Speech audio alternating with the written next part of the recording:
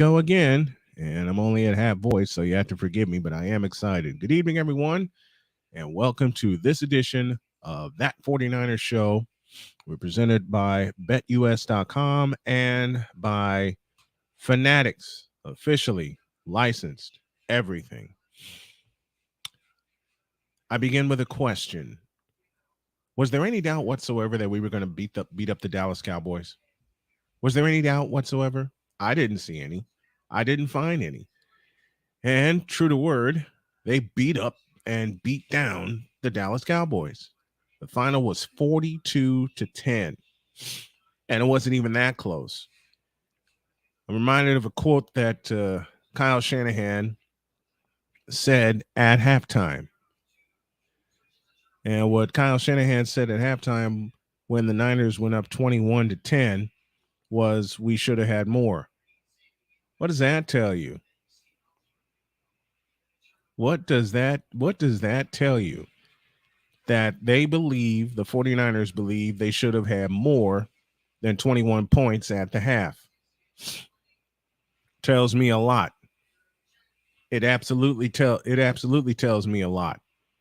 But before we dive into what happened this past Sunday night, I'm going to present a play where I'm going to present a play that kind of outlines for me what the rivalry supposedly has been lately. We take it back to January 2023, Levi Stadium in Santa Clara, the scene of the crime. And the 49ers had just stopped the Cowboys. It's a 9-9 game, and then this happened. Purdy, a lot of room now. Odin up over the middle. Oh, what a catch by Kittle. Are you kidding? George Kittle.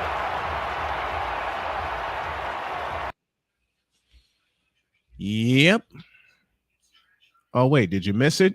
Here it is again. Purdy, a lot of room now. Odin up over the middle. Oh, what a catch by Kittle. Are you kidding? George Kittle. That play would lead to a touchdown. I'm going to have to change the background here. That play would lead to a touchdown, 16-6. 49ers lead, 16-9, I beg your pardon, 49ers lead, and they would go on to win that divisional round game by a final of 19-12. So with Cowboys and Cowboy fans having the confidence that, hey, we stay with them. We stayed with them. Well, that combination you just saw, Brock Purdy to George the Animal Kittle, had other ideas. Let's go to our highlights presented by Fanatics. We're in the first quarter. 49ers are marching right down the field, and Brock Purdy and George Kittle pay off the drive. Ayuk is right. Purdy back. Time. Steps around from DeMarcus Lawrence. Throws for the end zone. Caught by George Kittle. Touchdown! San Francisco! Boy, what a start. First drive for this offense. I figured Brock Purdy was going to have to use his legs a little bit in this game. He feels the pressure out to the right. He steps up, steps out to the right, and finds Kittle. You can't tell me that combination is going to frighten the daylights out of teams in the NFC, let alone the NFL. Let's go to the second quarter. 49ers still have the ball, still have a 7-0 lead, and then they decide to get a little tricky. Here's an end around and a flea flicker.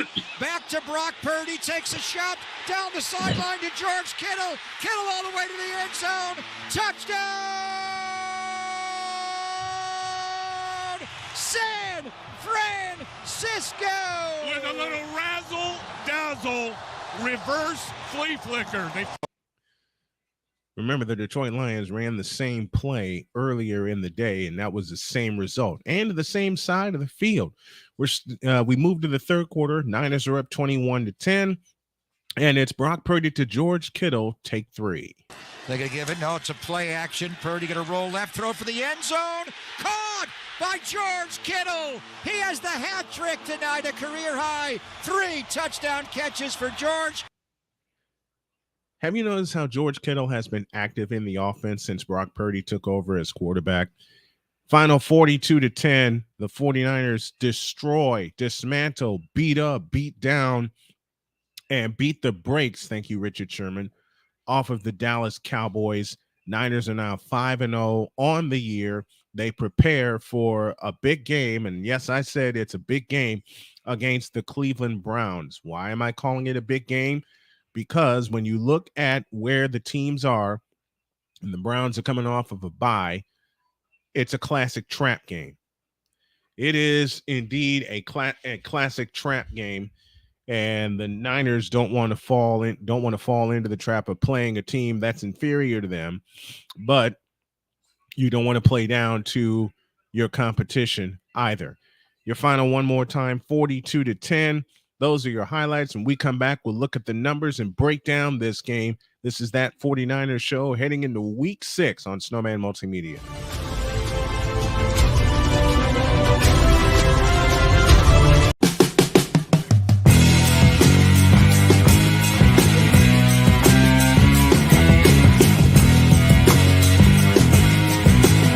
Sports bettors, listen up.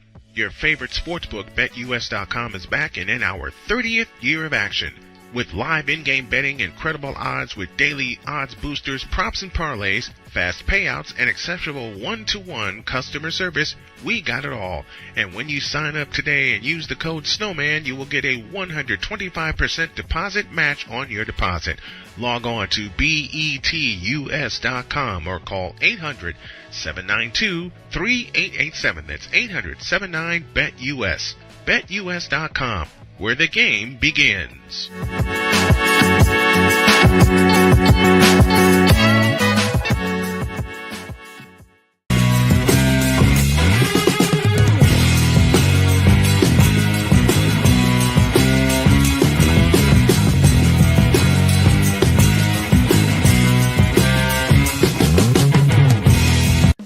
Attention sports fans, looking for the ultimate gear and apparel to show your team pride? Look no further than Fanatics, the #1 destination for sports enthusiasts. Visit snowmanmultimediasports.com today and shop a wide selection of officially licensed merchandise from your favorite teams and players.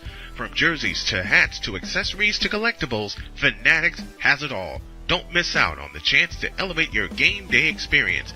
Head over to snowmanmultimediasports.com/fanatics and gear up like a true fan with Fanatics. Officially licensed everything.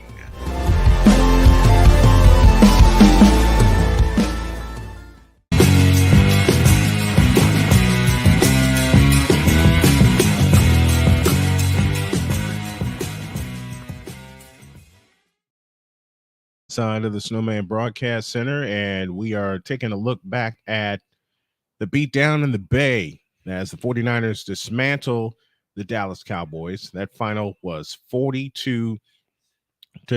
Let's take a look at the numbers as we break down the game.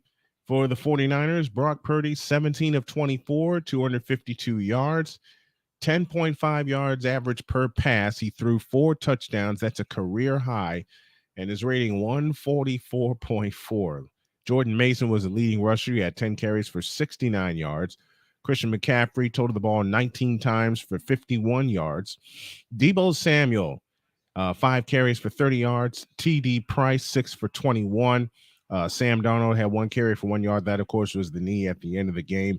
49ers carried the ball 41 times for 170 yards. You want to know something crazy? And as I say, good evening to Play-by-Play with JJ, who joins us tonight, and the Tampa Bay Sports Podcast joining us here tonight as well. Tell your friends and come on in as we talk some 49ers here. Christian McCaffrey had 19 carries for 51 yards. Know what the Cowboys did as a team? 19 carries for 57 yards. I mean, Jordan Mason, who didn't even start the game, had more rushing yards than the Cowboys did as a team, 69-57. That's only a part of how dominant this 49er team was. George Kittle caught 3 for 67 yards. Those 3 touchdowns. Brandon Ayuk caught 4 for 58. Deebo Samuel caught 3 for 55. Christian McCaffrey, 2 for 27. Kyle Juszczyk caught 4 for 26, plus the other touchdown that Brock Purdy threw. Jawan Jennings and Ray McLeod each had a catch in the ball game. Going through the Cowboys stats, Dak Prescott, 14 of 24, 153 yards. He threw a touchdown and 3 interceptions on the night. He was sacked 3 times. Cooper Rush was also sacked in the game. He was 2 for 2 for 8 yards in the contest. Tony Pollard carried the ball 8 times for 29 yards. Rico Dowdle, 5 carries, 15 yards. Deuce Vaughn, 3 for 7. Brandon Cooks had 1 for 6. Dak Prescott, 1 for 2. Cooper Rush, 1 for -2, and that was the sack, the final sack of the night. CeeDee Lamb caught 4 for 49 yards. Tony Pollard caught 4 for 35 yards. Jake the Snake Ferguson, their tight end, caught 3 for 28. Cavante Turpin caught 1 for 26. And Michael Gallup caught 2 for 15. Brandon Cooks and Deuce Vaughn each with a catch. Each team fumbled the ball once. And as I mentioned, Dak Prescott threw 3 interceptions. Deshaun Gibson, Fred Warner, and Oren Burks, each with interceptions on the night. Complete domination by the 49ers. And if you're a Cowboy fan, you may want to close your eyes up right now with what I'm going to ask. And the question I have is this: where does this leave you guys in terms of needing and wanting to be part of the NFC elite? Because you're not there. You're just simply not there. And you know what's scary about the 49ers? They've yet to hit their full stride. As crazy as that sounds, they have yet to hit their full stride. And it kind of makes you afraid of what might happen once they do hit their full stride. Once they do hit their full stride, I mean, it's scary. As JJ said in the comments earlier, they are scary good. They are absolutely scary good. Makes you wonder how good this 49er team can be. And it reminds me so much of the 88-89 season transition for the 49ers. 88, they were 10-6, and they had to beat the Bears on the road to get to the Super Bowl. And of course, that Super Bowl they won. And the reason that they won the Super Bowl 20-16 was because of this play. Just set a Super Bowl record with 12 catches. He's in motion. Montana, touchdown, John Taylor. John Taylor's only catch of the game gave the 49ers a 20-16 win in Super Bowl 23. It was their 3rd Super Bowl at the time. While we're digging in the crates and taking a look at the past, may as well take a look at a couple more. As you all know, one of my favorite places of all time, God rest his soul, was Candlestick Park. Well, you had to wonder, how would they close down Candlestick Park? It was Week 16 against the Atlanta Falcons. And, well, Navarro Bowman, who couldn't recover an onside kick, bailed himself and the 49ers out and sent them to the playoffs with this play. We go back to 2013. Ryan takes the snap, throws the slant to the left side. It's Russell, intercepted! The 49ers pick it, and Navarro Bowman is redemption! Navarro Bowman running it all the way for the touchdown! Navarro Bowman sealed up the win for the 49ers. They won that game 34-24 and effectively shut down Candlestick Park. Man, oh man. And while we're looking at old clips, how about the debut of Christian McCaffrey in the playoffs with the 49ers with Brock Purdy as his quarterback? It's an inside play action by Purdy.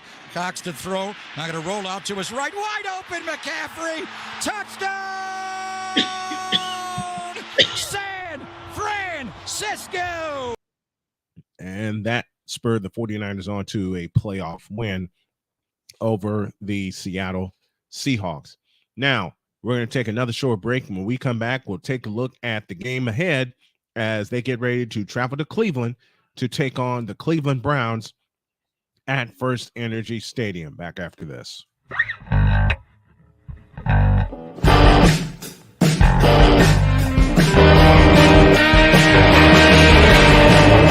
Hey everybody, Snowman here. Looking for the best way to experience live events? Well, SeatGeek has you covered. With just a few taps on your phone, you can find the best seats for concerts, sports, theater, and more. Don't miss out on unforgettable moments.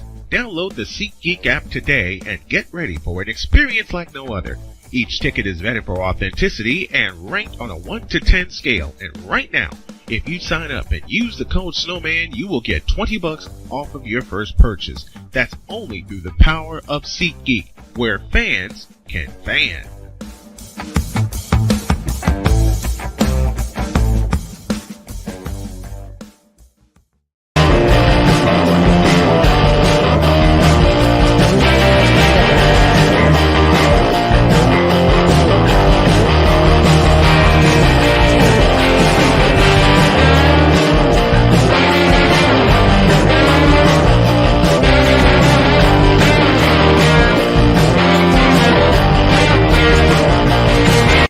Are you ready to upgrade your coffee game?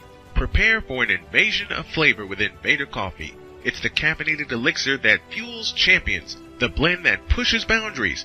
Whether you're battling deadlines or exploring uncharted territories, Invader Coffee has your back. Join the invasion at invadercoffee.com and taste the difference for yourself. Use the code Snowman for 15% off your first order.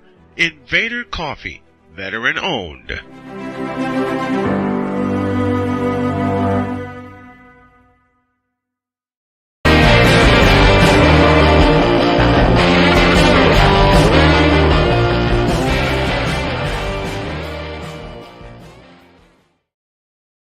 Hey, y'all like the background?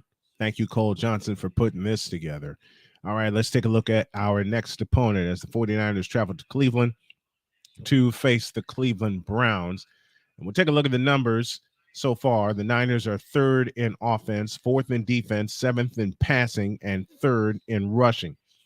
For the Cleveland Browns, 31st in offense. That should be a field day for the 49er defense. Although the Browns are first in defense, they're going to get the test of their lives against this 49er squad. They're 32nd in passing, which means Brock Purdy should have a field day. And they're 15th in rushing, and you're going up against the best rushing defense in the NFL. Last time these two teams played was October 7th, 2019, when the 49ers beat up the Browns on Monday Night Football. That final was 31-3. And you know what makes it so bad? The Cleveland Brown fans are chirping. They're chirping right now, saying they're going to beat us, saying that we have no chance in this game. Yes, a couple Browns fans actually said that to me. And they brought up the defensive stats where the Browns are first in defense and the Niners are third. Okay, prove it. And that's all I have to say. Just plain prove it. If you're so good on defense, if you're so good in stopping offenses, then all you have to do is just prove it. That's it. That's it, and that's all. And if you do, you do. I'm not gonna even trip. I mean, it's Sunday. It's the NFL. Everybody's a professional. Any given Sunday, somebody can win. I know that, and I understand that. I just don't expect it here. And so far, the 49ers are favored by 5. I expect that spread to grow. And I think it's only 5 because of the Cleveland defense. Now, Cleveland does have a bunch of studs. But again, they're going to get the test of the season facing the 49ers. One more break, and I have an article I want y'all to look at, courtesy of awfulannouncing.com. I did an interview with them once upon a time. The Ringer's analysis of Brock Purdy. And there are some people that still don't believe in Brock Purdy. Our final segment after this. Yeah.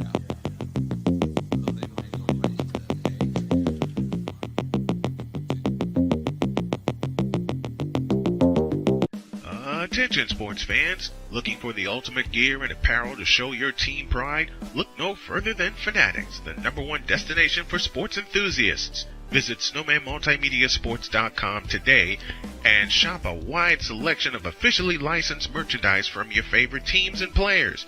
From jerseys to hats to accessories to collectibles, Fanatics has it all. Don't miss out on the chance to elevate your game day experience. Head over to snowmanmultimediasports.com/fanatics and gear up like a true fan with Fanatics, officially licensed everything.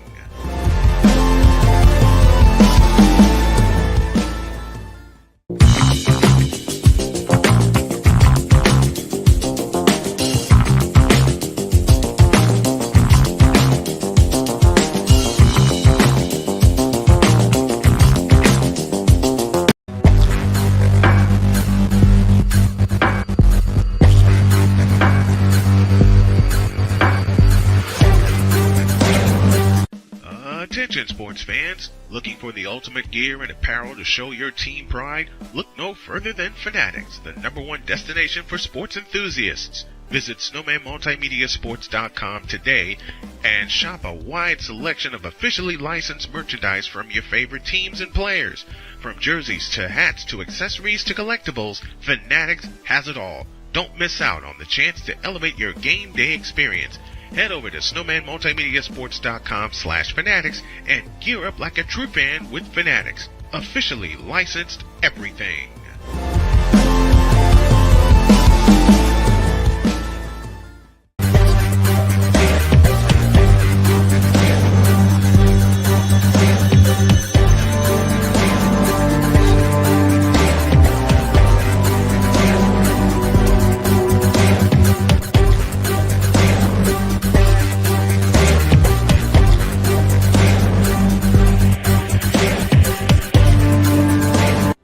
Are you ready to upgrade your coffee game?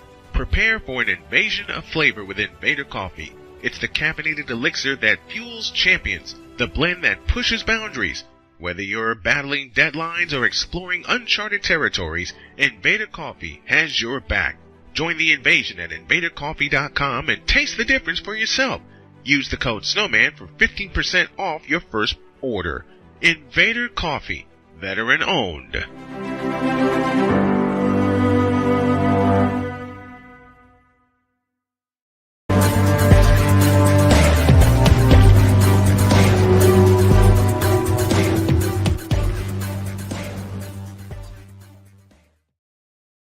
Our final segment of the night. Why isn't Brock Purdy getting full-on MVP conversation consideration? I'm going to read parts of an article I found on Awful Announcing. Reads as follows. After another sterling performance to push his 49ers to 5-0, San Francisco quarterback Brock Purdy is not only getting some MVP buzz, but also generating some not-so-quiet media beef as a result. Now, local outlets like SF Gate and national pundits, including the great Peter King of NBC Sports, are united in their disdain for NFL analyst Steven Ruiz and his quarterback rankings at The Ringer. So that caused me to take a look at The Ringer, and I'm going to read to you the quarterbacks that are behind Purdy. Starting at 34, Zach Wilson. 33, Josh Dobbs. 32, Desmond Ridder of the Falcons. 31, Kenny Pickett of the Steelers. This is all going into week 6. 30 is Bryce Young of the Panthers. 29, Sam Howell of the Washington Redskins. 28, Jordan Love of the Packers. 27, Jimmy G of the Raiders. 26, Justin Fields of the Chicago Bears. 25, Anthony Richardson of the Colts, who's on the shelf for the next 4 weeks. 24 is Mac Jones, 23 Baker Mayfield, and 22 is Brock Purdy at a quarterback grade of 77.7. And it says the quarterback Kyle Shanahan never knew he needed. Okay, needed is a strong word. Here are the quarterbacks that are in front of Brock Purdy. Now listen to these. 21 is Deshaun Watson. Daniel Jones at 20. Why, I don't know. 19 is C.J. Stroud. Derek Carr. Russell Wilson. Ryan Tannehill. Jared Goff. Kirk Cousins. Why is Kirk 2 Chainz Cousins on this list above Brock Purdy? Joe Burrow. Kyler Murray. An injured Kyler Murray. Really? Steven Ruiz? You put an injured Kyler Murray at 12. He has everything, and he writes, he has everything you want in a franchise quarterback except for size. Well, you can say the same about Brock Purdy.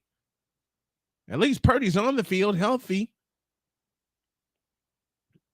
About Joe Burrow, he writes, a tough playmaker with incredible accuracy who can seemingly read defensive coordinators' minds. Okay, what has Brock Purdy done? The same damn thing, only better. 11 is Tua. You got to be kidding me. Tom Brady at 10.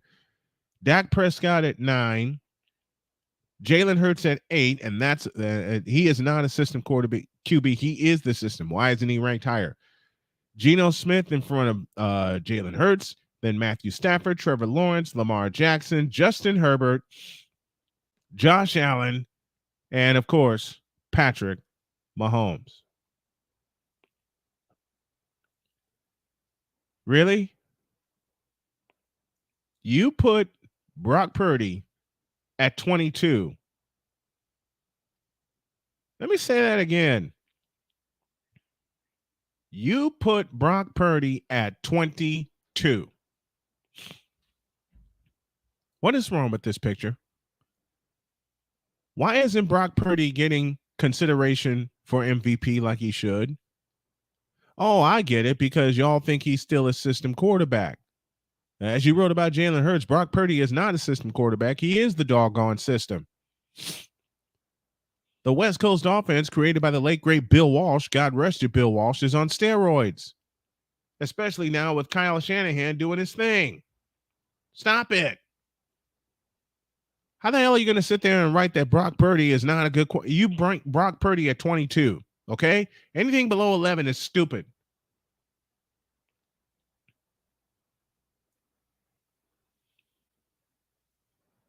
I believe the Ringer hates Brock Purdy because he's not supposed to come in and do what he's doing. I believe that the Ringer does not like Purdy because he's doing what Patrick Mahomes is starting to do, what Josh Allen is starting to do, what Jalen Hurts is starting to do. The only difference is Patrick Mahomes has 2 titles in 4 years. That's all that's missing. Let me look at some of these. A creative passer who can still about Matthew Stafford at age 35. A creative passer who can still make big-time throws despite his mounting health concerns. Really? Let me read to y'all what he wrote about Dak Prescott. A brainy quarterback who can beat defenses before or after the snap. Let me read that again about Dak Prescott. A brainy quarterback who can beat defenses before or after the snap. Really? You put Dak Prescott ahead of Brock Purdy? And about Tom Brady, he writes, just keeping a place for him just in case. Just in case for what? He retired, for God's sakes. And then about Brock. I mean, at week 1, he had him at 32.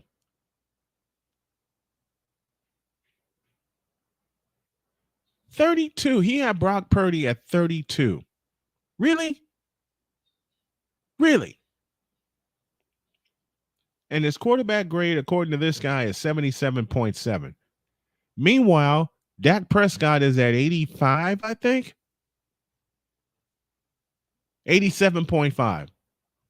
How is Dak Prescott 10 points higher in your quarterback rankings, Stephen Ruiz, than Brock Purdy, when Brock Purdy shredded that Dallas defense with 4 touchdown passes and Dak Prescott threw 3 interceptions? Tell me how that computes. Tell me how the hell does it compute that you put Tom Brady, a retired Tom Brady, on this list and keeping a place for him just in case? What?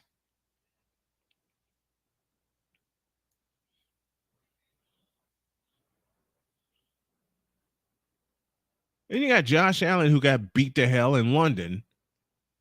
And of course, Patrick Mahomes is Patrick Mahomes. I'll give you that. He got the number 1 quarterback right. It's everything after that, including Brock Purdy at 22, where he got wrong. Brock Purdy started this listing at 32. What? Does he have to go through the entire season undefeated? Does he have to do what the Miami Dolphins did in 1972 to continue to prove that he's worth it? What does Brock Purdy have to do? Huh? What does he have to do? When asked about that,